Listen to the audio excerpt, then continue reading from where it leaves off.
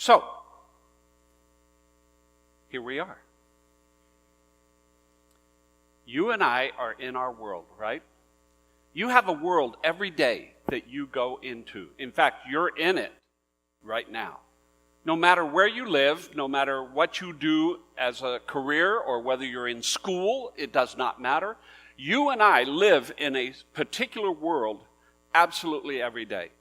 Sometimes we lose perspective if we're not careful because we start to think of the world as a mass of humanity.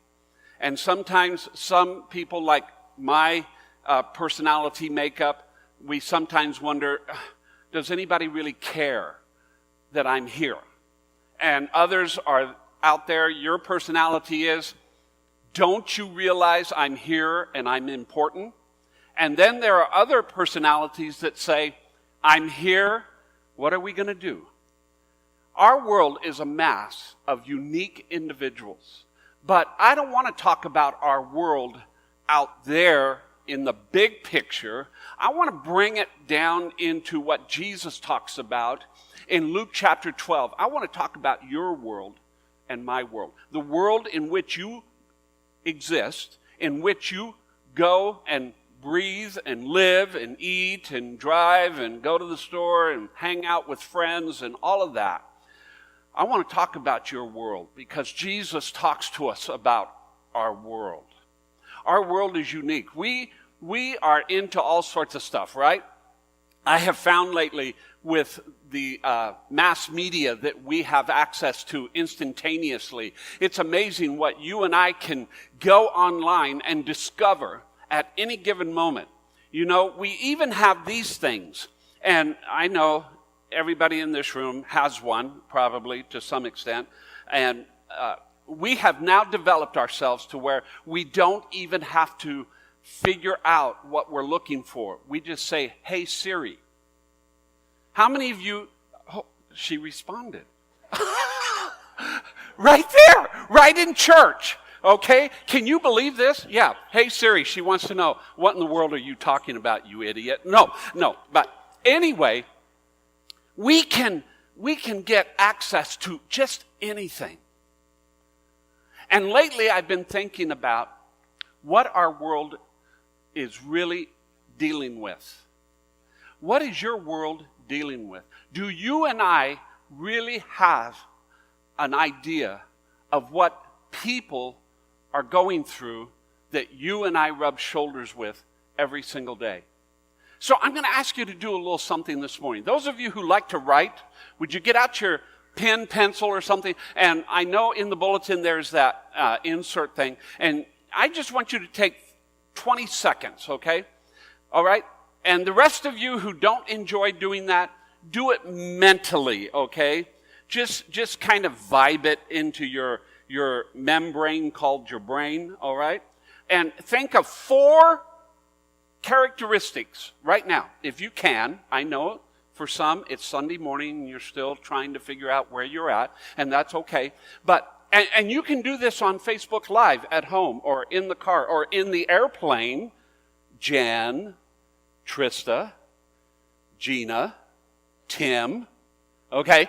Anyway, no matter what, I want you to think of 4 characteristics that you would identify about your world right now.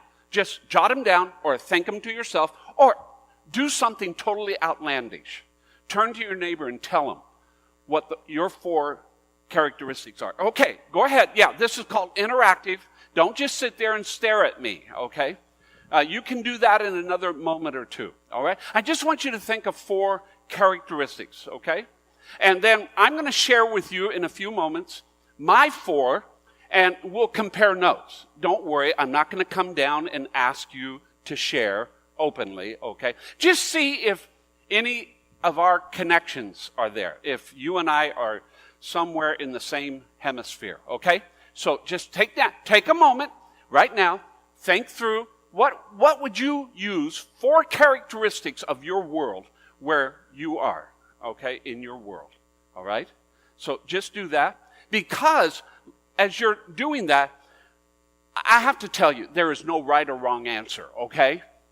There is no right or wrong answer. Every answer is real, okay? And the 4 characteristics that I've come up with may not even be anything that you would think of, and vice versa. But here's the unique thing. Every one of us, even though we are collectively together, we are so unique because our world is so unique to each of us. And Jesus talks about that in Luke chapter 12. And so this morning, if you have your smart device and the Bible's on it, or otherwise, get to Luke chapter 12. We'll be there in just a few moments, okay? I find this chapter so interesting as Luke shares, okay? Now, I want to show you a picture, okay? Are you ready? Don't worry, it is not of the staff having fun in Atlanta, okay? This picture, see if you can figure out what it is. If you can read the really tiny print, you'll get an idea, okay? Here it is, all right? Of course, what is that? The picture of the United States, right? 48 states right there. Okay. You know what that is a picture of? The distance between every McDonald's in America. Who knew? Who knew? I just spoke to Siri the other day and said, show me a picture of something in America like is really unique to us, and boom, I end up with this. Somebody came up with this, all right? But just look at that. That is the distance between McDonald's. I don't know. Have you had kids? You have kids? Okay. Are you a kid? Yes. Okay. Years ago, when our kids were little, we're talking little, before they could even talk, my 2 children knew where McDonald's was. Who taught them that? I'm going, really? Sheila and I would be driving along, going somewhere, and they'd start pointing, you know, they were talking their little baby language or whatever it was. And it was the arches, okay? Isn't that amazing what one entity can do to the minds of people? And since we live in a world where we all want to know stuff and have more inside stuff, there's one for you right there. I just want you to note that. When you go to the East Coast, you can find a McDonald's on every corner. Just like you can find, what, out here? Starbucks! Anybody in here holding a Starbucks cup? Hold it up. Oh, mercy. I'm going to pray for you. Oh, yeah. Isn't it crazy? Okay, so look at your list. Our world, right now, as you and I are sitting in this room, our world is out of control. And if you're not mindful of that, I don't know where you've been, but it just seems like we are inundated with everything under the sun. And if we're not careful, if you're a follower of Jesus like I am, Jesus has called you and I to understand our world, to be aware, to be ready, to make a difference, to make our life count for Jesus Christ. And it's not about what age I am. It's not about where I'm at in school or where I'm at in my career or where I'm at in my relationships or anything else. Jesus calls each of us to impact our world. Now, I'm going to be straight with you. I think it's awesome. We are connecting with a ministry in Honduras. That is awesome. But I have to be honest with you, that is out there, and it's easy to be excited about out there. I'm realizing more and more every day in my personal life, Jesus wants me to be aware of what's here. What am I doing with my life? We're all rushing forward. But what are we rushing forward to? So here are the characteristics that I came up with in just a moment. It's not this one, don't worry, it's the next slide, okay? But understanding my world is so critical if I'm going to influence my world in any way. I need to know it. I need to understand it. So here are my 4 characteristics that I thought of, I put down for myself, for my world, okay? See where you find your world, okay? See, in my world, I see that my world is self-absorbed.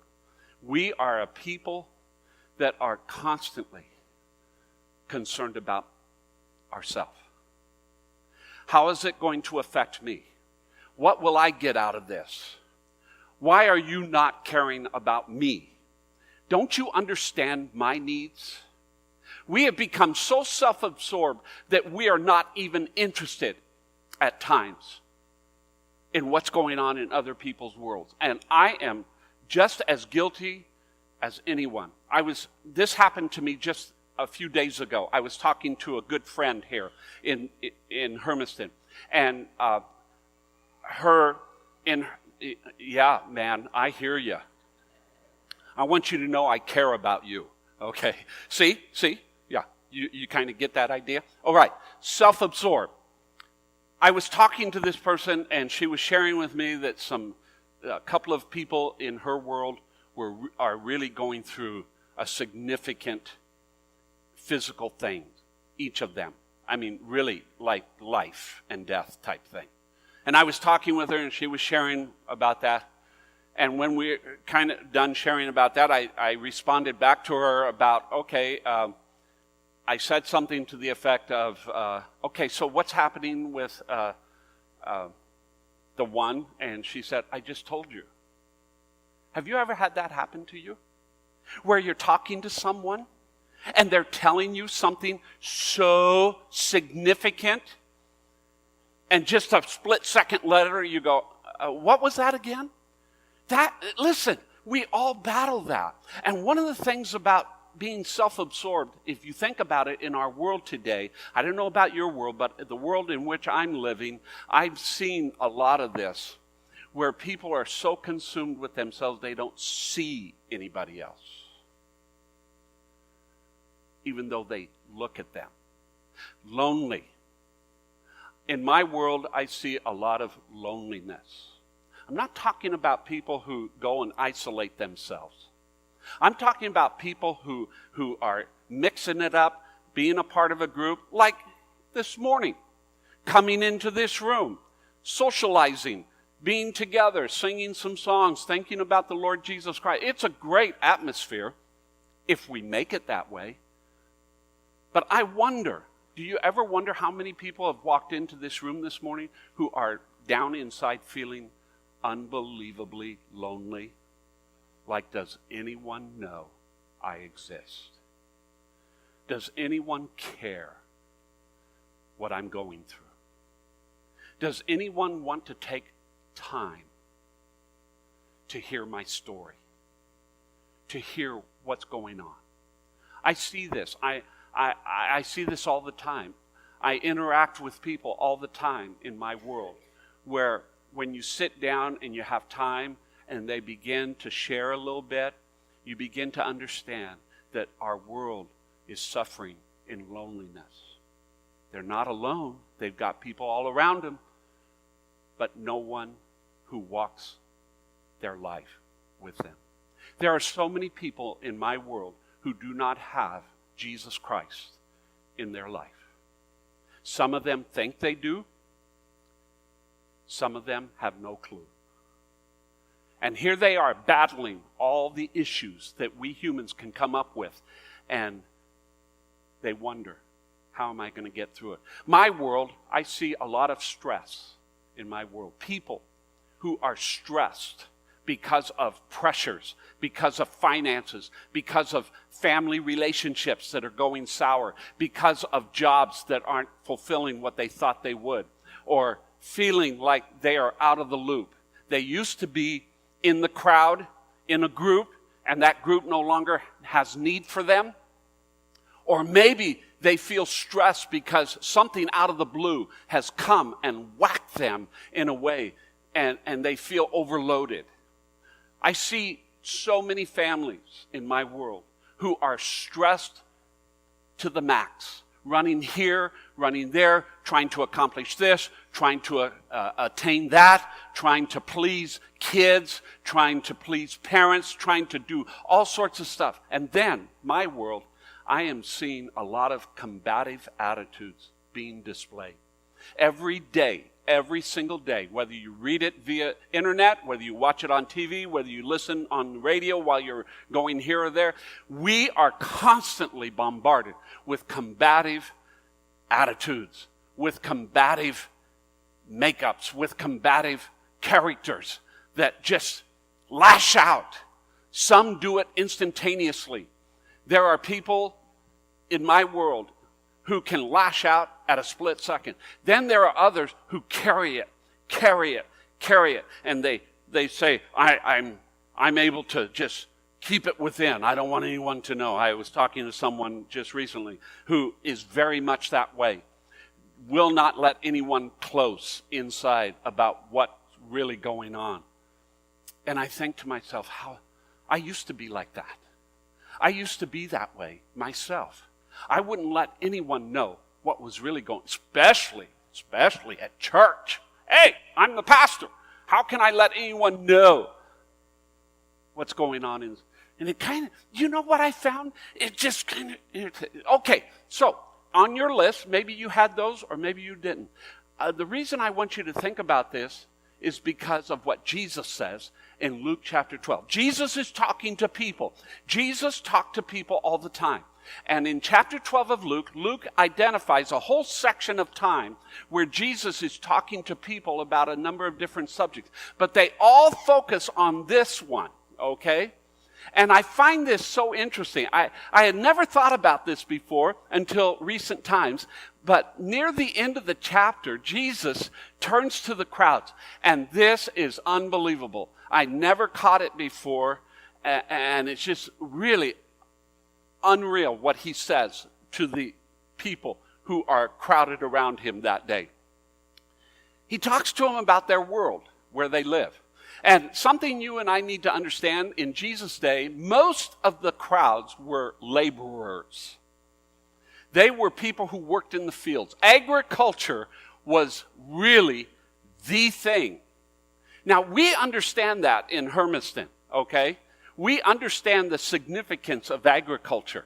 So many people in our county and our city and our surrounding areas are affected personally, specifically by agriculture, okay? So this kind of relates to us. When you see a cloud rising in the west, he says to the people, you say at once, a shower is coming, and so it happens.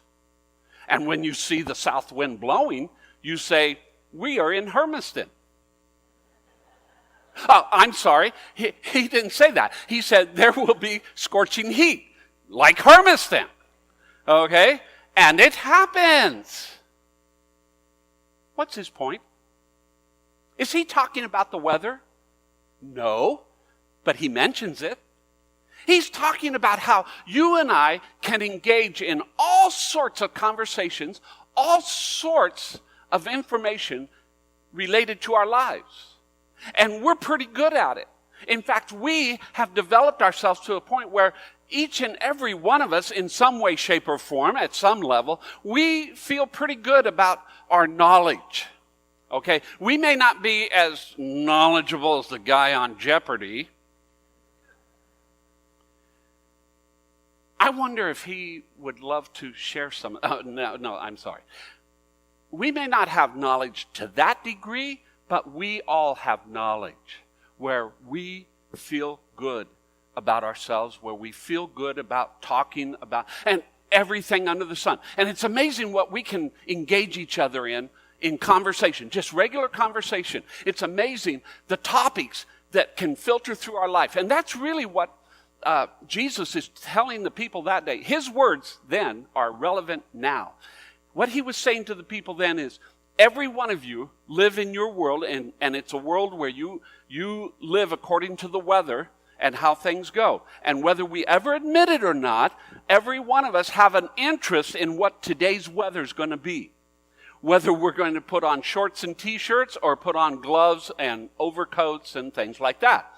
We are interested in all the things of our world, and we can talk about them. okay? It's amazing how we can get distracted in our world. And I think Jesus is pointing out something here to those people that day that maybe you and I ought to pay attention to. We can become so distracted that we lose sight of why Jesus has us where we are. And what Jesus intends for you to do with your life as he intends for me to do with my life. Listen, we are all in the same boat together, okay? It's amazing. Oh. Then he makes this statement. Can you believe this? Okay, I so appreciated what Kevin said earlier about words. Words are so important. And how we use them and when we use them says a lot. And Jesus uses a very specific word here. He looks at the entire crowd. So imagine Jesus is among us and he's looking at every person in this room, myself included, and he says, "You hypocrites." Whoa. Wait a minute. I thought Jesus was love. He is. I thought Jesus cares. He does. I thought Jesus never called names. He doesn't. But he did. Why? Why do you think Jesus used the word hypocrite? I have an idea. I'm wondering if Jesus used this word hypocrite to point out to the people that day, and maybe to us this morning, a hypocrite is a playmaker, is an actor, is a pretender.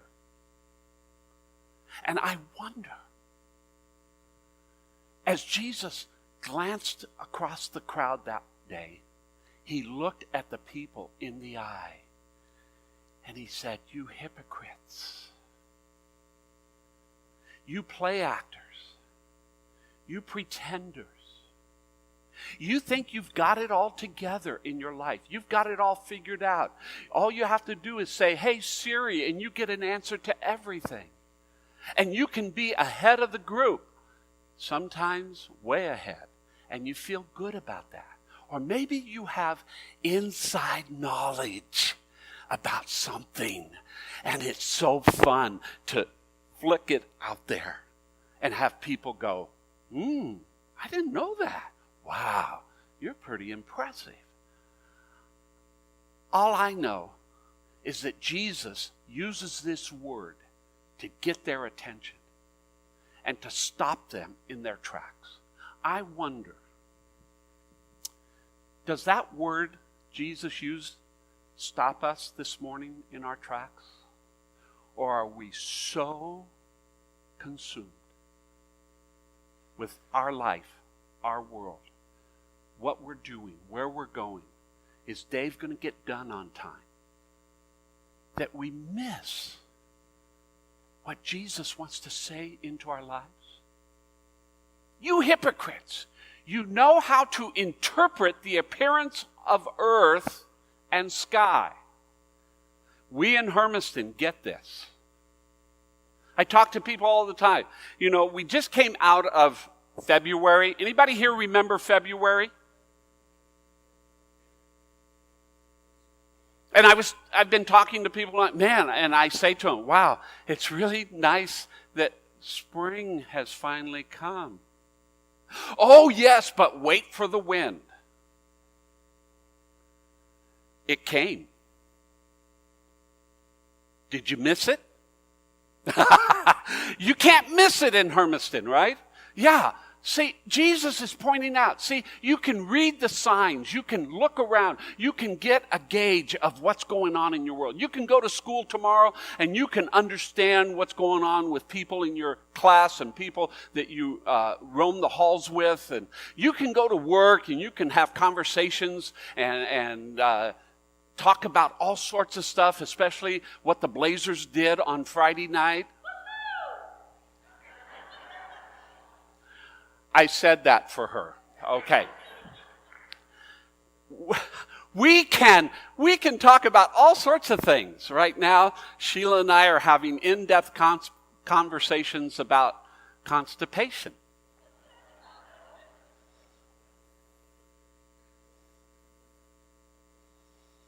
Now, can I get you back?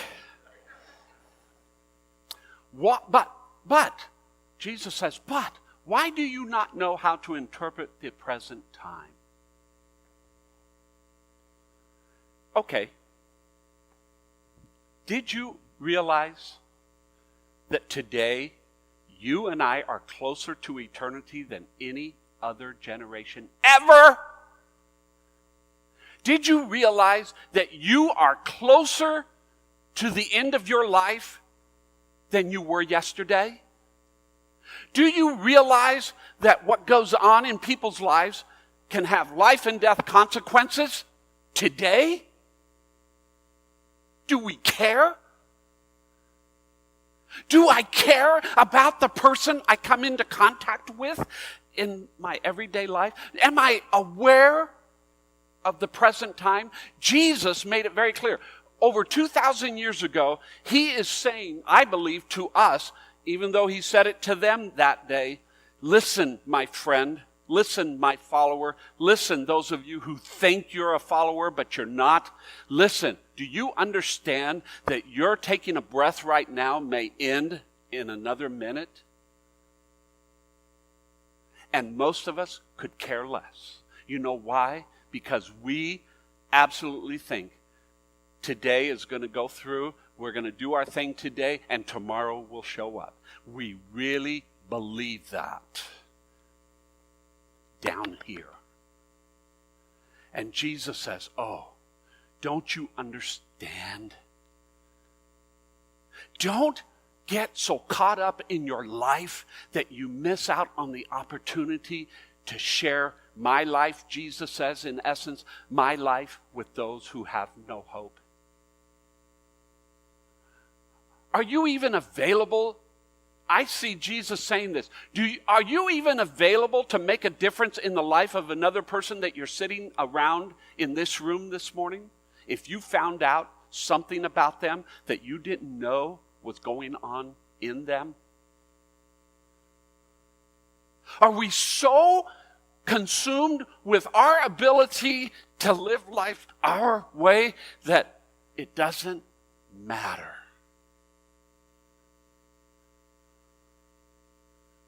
You may be in this room this morning, and unbeknownst to anybody else around you, you are struggling. You are feeling lonely.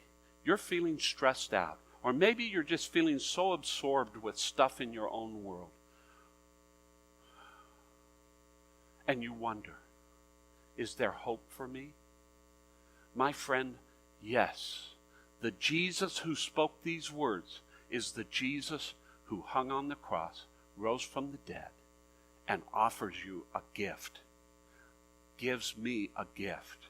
I can never buy. I can never earn. You know, I meet people all the time who are trying so hard to earn their way into God's graces. I see it. I listen to them. All you have to do is listen to how they talk. I was talking to a person just this week, and I just asked him, how are you doing? Oh, I'm really struggling. Well, you know, there is always hope for eternity. And this person said to me, I'm not so sure what eternity will even give. I said, oh, God tells us in His Word. And it was like a total disconnect. That's the world we live in, my friend. We are so consumed here that we miss, if we're not careful, what the God of the universe wants to do in our life. Listen, my friend, allowing anything or anybody to turn me from following Jesus is a win for Satan. Did you know that? Of course you did. But we often forget it. We don't really think about it. We go about our life and we fall prey to all sorts of stuff, just like the people that day. And Jesus had to get their attention. You hypocrite! Don't you understand that the enemy cannot take you to hell, but he wants to turn your life into hell? And we who are followers of Jesus need to understand that and be as wise as serpents, as Jesus said on another occasion. You and I need to be on our game. We need to be in tune. We need to be with Jesus constantly, listening, getting, living what he wants us to have. Why did he say that? Why near the end of that long chapter did Jesus specifically make those statements? Because either I will influence my world or my world will influence me.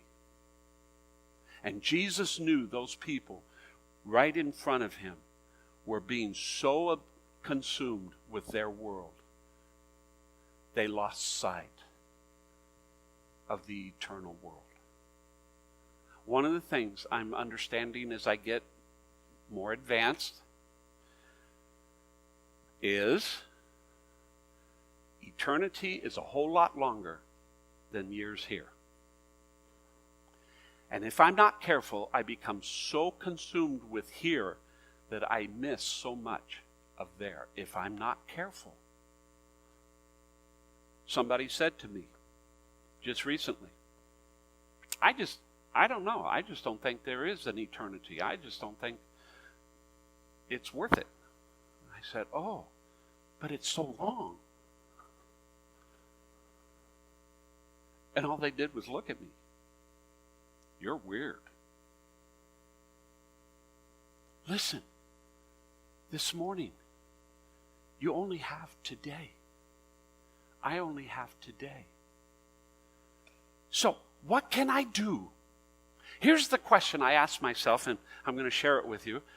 What can I do now so that I can be an influence for Jesus Christ now in my world? I have 3 things that just popped into my heart, and I looked at the scriptures, and I just want to share with them. The first thing that popped up to me was I need to every day soak up Christ's words into my life. You know what soak up is? You know, yesterday Sheila accidentally spilled a glass of water on the tray that is on the bed next to her, and so I went and got a towel and I laid it down, and the towel just soaked it up. Let me ask you a personal, private question. Are you soaking up Jesus in your personal life? No. I'm not talking about what you do on Sunday mornings. I'm not talking about what you do in Bible study groups. I'm talking about just you. How often are you soaking up? I'm not talking about sitting down and doing a Bible study verse by verse, and at the end you get all the questions right. I'm talking about reading the scripture that Jesus has given us to think about how it's making a difference in my life. What am I doing with it? Now, some of you are going to walk out of here saying, well, Pastor Dave says I don't have to do Bible study. I did not say that. You on Facebook Live know that. I'm not saying that. Bible study is awesome. You and I have resources that have never been known to man like they are today. And yet, why is it that with so much we treat one another, let alone the world, we treat one another so poorly the world laughs at us? Why is that?